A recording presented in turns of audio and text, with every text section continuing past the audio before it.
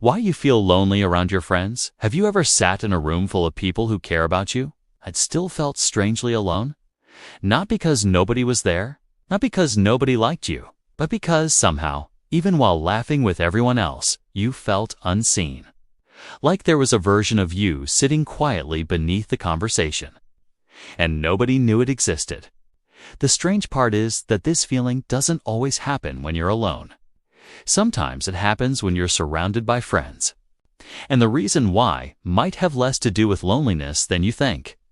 Problem deep dive at first. It's easy to dismiss. You tell yourself you're overthinking. Maybe you're tired. Maybe you're just in a weird mood. But then it keeps happening. You spend hours with people. You exchange messages. You make plans. You show up. Yet afterward, there's an emptiness you can't explain. You start wondering what's wrong with you. Why connection seems effortless for everyone else. Why your relationships feel close on paper but distant in your chest. The hardest part isn't the loneliness itself, it's what it does to your identity. You begin editing yourself more carefully.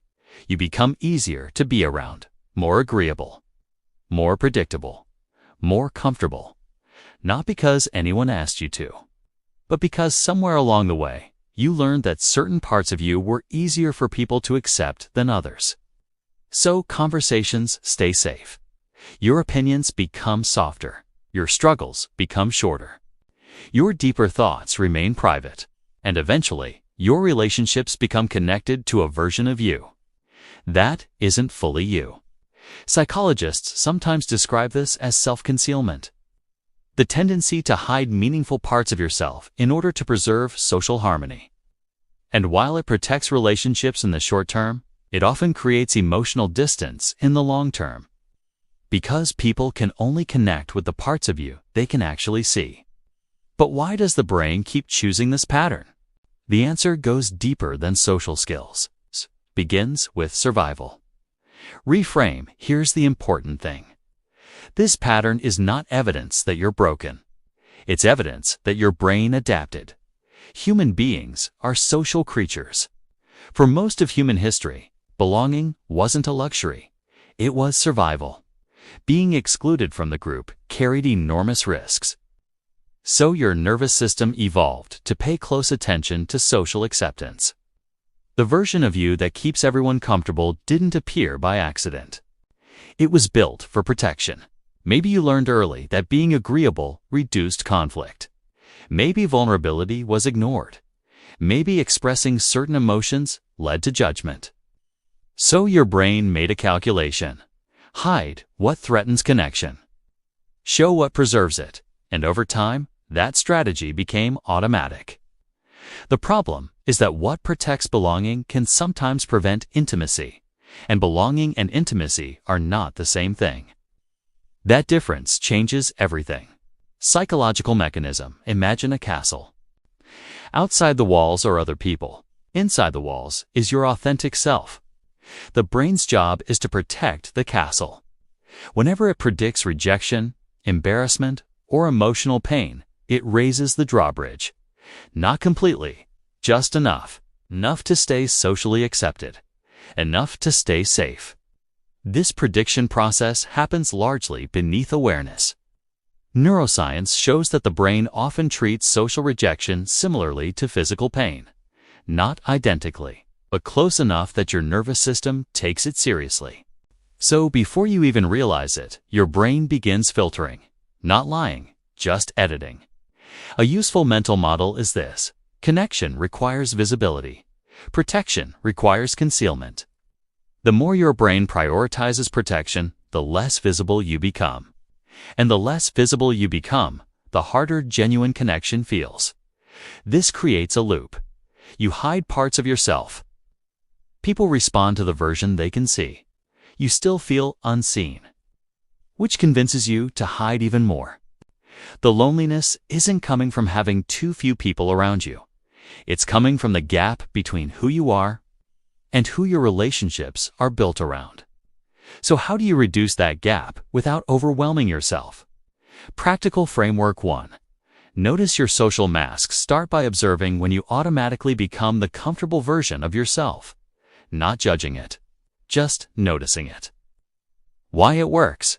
Behavioral psychology shows that awareness interrupts automatic habits. The brain cannot easily change patterns it cannot see. Example: after spending time with friends, ask yourself, what part of me showed up today? And equally important, what part stayed hidden? 2. Share something slightly more real. Not everything, just one layer deeper. The nervous system changes through gradual exposure, not emotional flooding. Why it works. When vulnerability leads to acceptance rather than rejection, the brain updates its predictions. Safety gets rewritten. Example: instead of saying, "I'm fine," you say, "Honestly, I've been feeling disconnected lately." Small honesty, large impact. 3. Pay attention to who makes space. Not everyone earns deeper access to you, and that's okay. Why it works. Attachment research suggests trust grows through repeated experiences of responsiveness.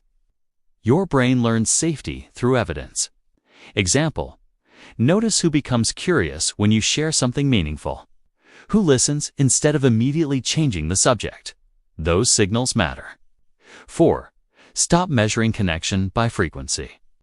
Many people mistake constant contact for closeness. They're not the same thing. Why it works? The brain often uses visible activity as a shortcut for emotional security.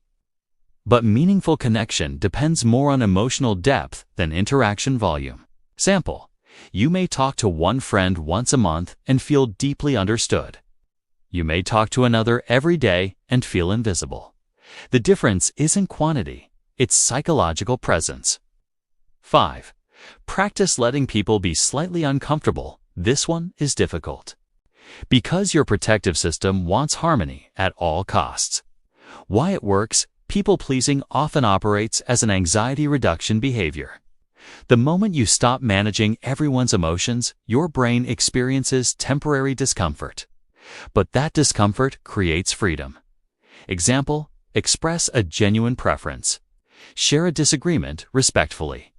Allow silence when you don't know what to say.